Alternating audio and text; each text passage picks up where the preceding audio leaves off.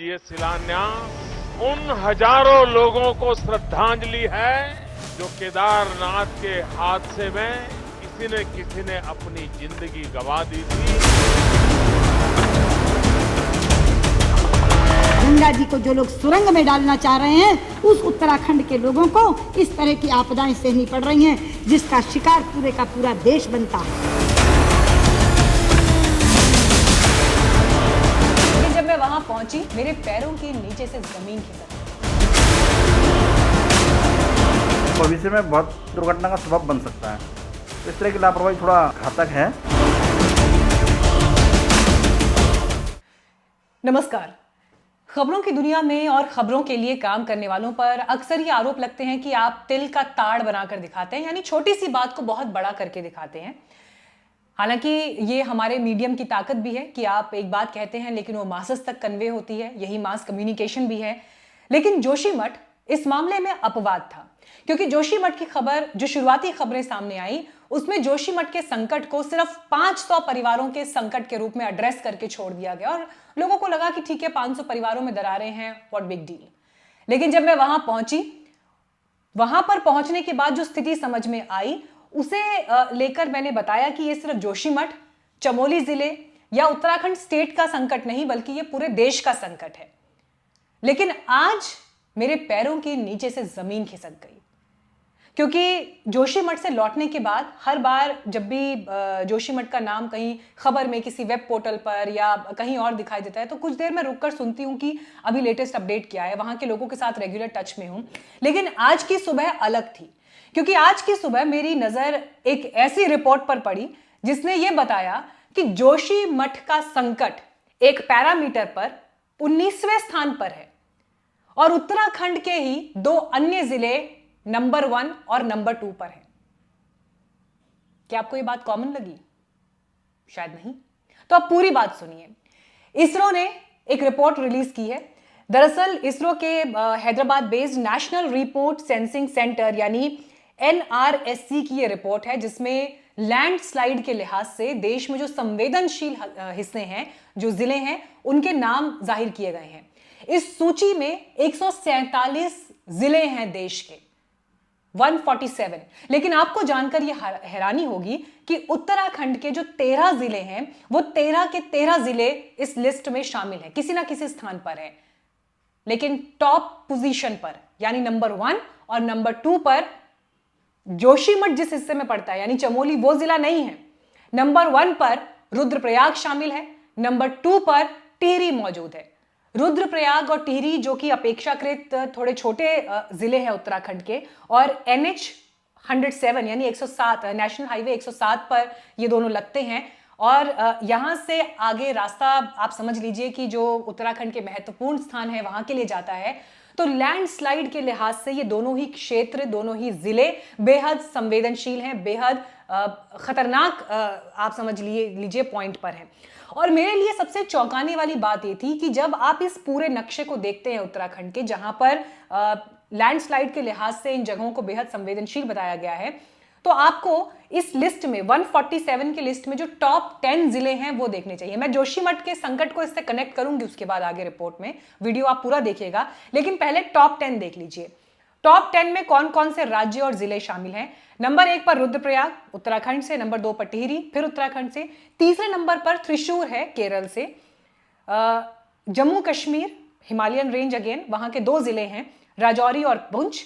केरल का एक और जिला है इसमें पलक्कड़, फिर मलापुरम, कोझिकोड, यानी केरल के 4 जिले हैं। और उसके बाद 2 जिले यहां पर सिक्किम के शामिल हैं, दक्षिण जिला और पूरब जिला। लेकिन सबसे हैरानी की बात यह है कि जब आप ये टॉप 10 लिस्ट देख रहे हैं, जिसमें उत्तराखंड के 2 जिले आपको दिखाई देते हैं, तो इन टॉप 10 में उत्तराखंड से ही लगता हुआ हिमाचल प्रदेश है, लेकिन हिमाचल का एक भी जिला टॉप 10 में नहीं है। बाकी जिले हैं लेकिन वो 10 ऑनवर्ड्स हैं, टॉप 10 में नहीं है। टॉप 10 में आपको उत्तराखंड दिखाई दे रहा है, केरल दिखाई दे रहा है, जम्मू कश्मीर दिखाई दे रहा है। लेकिन Jammu Kashmir being a big region, वहां से भी 2 ही जिले जो है वो लैंडस्लाइड के लिहाज से यहां पर दिखाई दे रहे हैं। तो अब आप इस पूरी परिस्थिति के आईने में देखिए कि जोशीमठ कहां खड़ा है, रुद्रप्रयाग, टिहरी और पूरा उत्तराखंड कहां पर है। जोशीमठ आता है चमोली जिले में, और चमोली 19वें स्थान पर है। यानी लैंडस्लाइड, आप समझिए कि जोशीमठ का जो संकट हमने आपको वीडियोस में दिखाया था, अगर एक भूकंप वहां पर आया या एक जो है वहां पर झटका महसूस हुआ तो उसके बाद वहां की स्थिति कितनी खतरनाक हो सकती है। और उस लिहाज से अगर जोशीमठ 19वें नंबर पर आता है तो फिर पहला और दूसरा स्थान कितना संवेदनशील है। और यह संकट सिर्फ यहां तक सीमित नहीं है कि वहां पर लैंडस्लाइड हो जाएंगी। कुछ और आंकड़े मैं आपके सामने रखना चाहती हूं। स्टेट इमरजेंसी ऑपरेशन सेंटर की जो रिपोर्ट्स हैं उसके मुताबिक 2018 से लेकर 2021 के बीच 253 लैंडस्लाइड्स हुई हैं उत्तराखंड में, जिसमें 127 लोगों की मौत हुई है।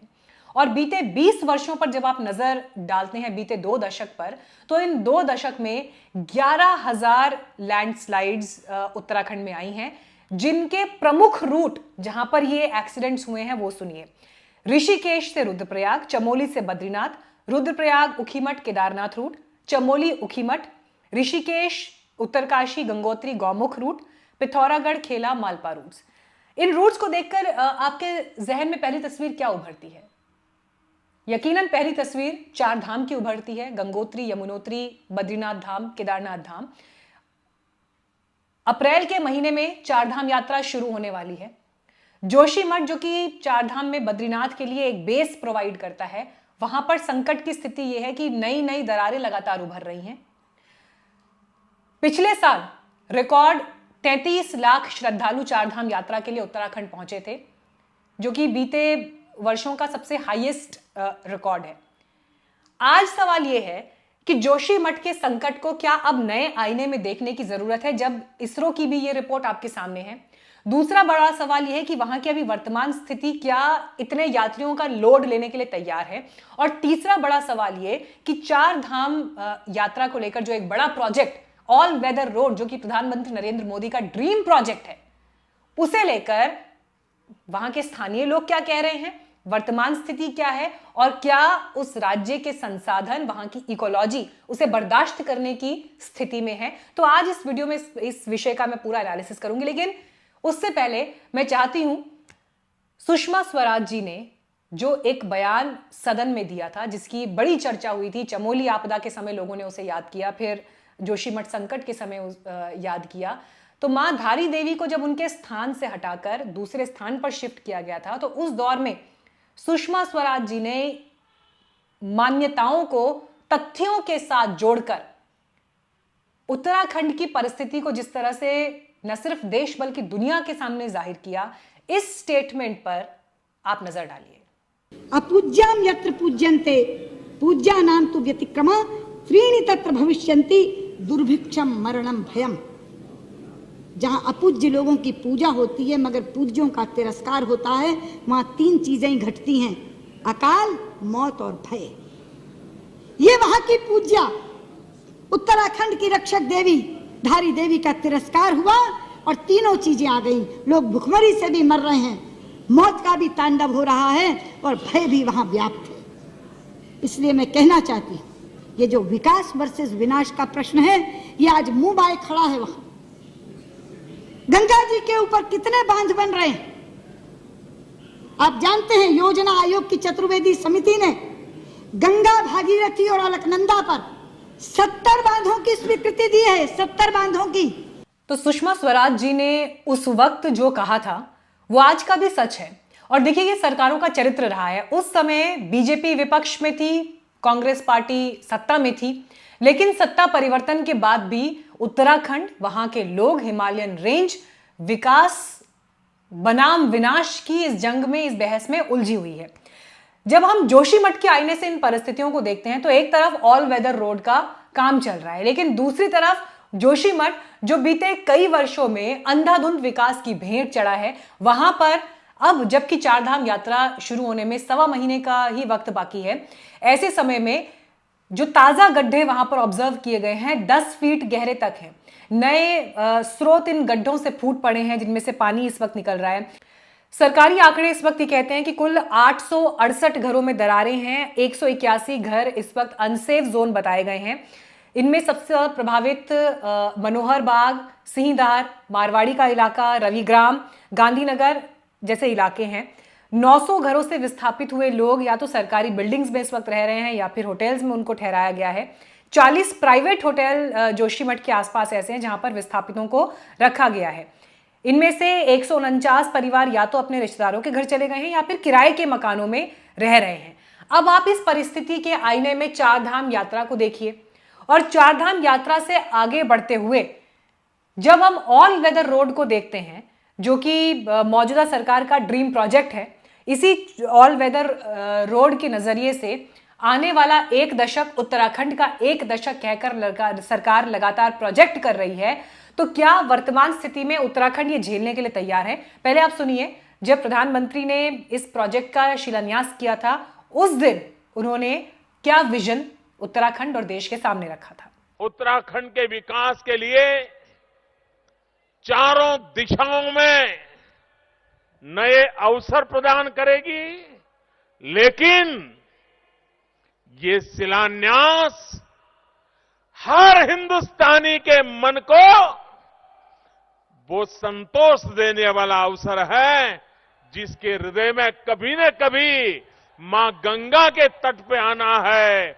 हरिद्वार ऋषिकेश जाना है, बद्रीनाथ, केदारनाथ, गंगोत्री, यमुनोत्री की यात्रा करने का जिसका सपना है, बूढ़े मां बाप को लेकर के आना चाहता है। देखिए, आने वाला दशक उत्तराखंड का हो, उत्तराखंड से होने के नाते इससे ज्यादा मोटिवेटिंग किसी भी निवासी के लिए और क्या हो सकता है। लेकिन सवाल फिर वही आता है कि वो विकास किस कीमत पर होगा, वो विकास किस कीमत पर वहां के लोगों को मिलेगा। तो प्रधानमंत्री, जिन्हें उत्तराखंड के लोग बड़ी उम्मीद से देखते हैं, क्योंकि जिस तरह से उन्होंने उत्तराखंड की तरफ ध्यान दिया, उनके विजिट्स हुए, जिस तरह से वो वहाँ के लोगों को एड्रेस करते हैं, वैसी आत्मीयता उससे पूर्ववर्ती जो प्रधानमंत्री और नेता रहे उनमें नहीं दिखाई दी। तो इस लिहाज से लोग इस प्रोजेक्ट का स्वागत तो कर रहे हैं, लेकिन उनके मन में जो चिंताएं हैं वो इस प्रोजेक्ट से जुड़ी लापरवाहियों को लेकर है। और इसी बात का जिक्र सीनियर जर्नलिस्ट और उत्तरांचल प्रेस क्लब के पूर्व अध्यक्ष रहे जितेंद्र अंथवाल भी करते हैं। उत्तराखंड में जो चारधाम यात्रा मार्गों पर काम हो रहा है ऑल वेदर रोड का, वो कुछ लोग भले ही उसका विरोध करते हों पर्यावरण और तमाम बातों को लेकर, लेकिन वो ओवरऑल उत्तराखंड के दीर्घकालिक हितों के हित में ही है। वो इसलिए कि एक तो लोगों को सुगम यातायात की उपलब्धता होगी, अच्छी सड़कें मिलेंगी, दुर्घटनाओं पर अंकुश लगेगा, जो चारधाम यात्री आता है उसको सुविधा होगी, पर्यटन बढ़ेगा।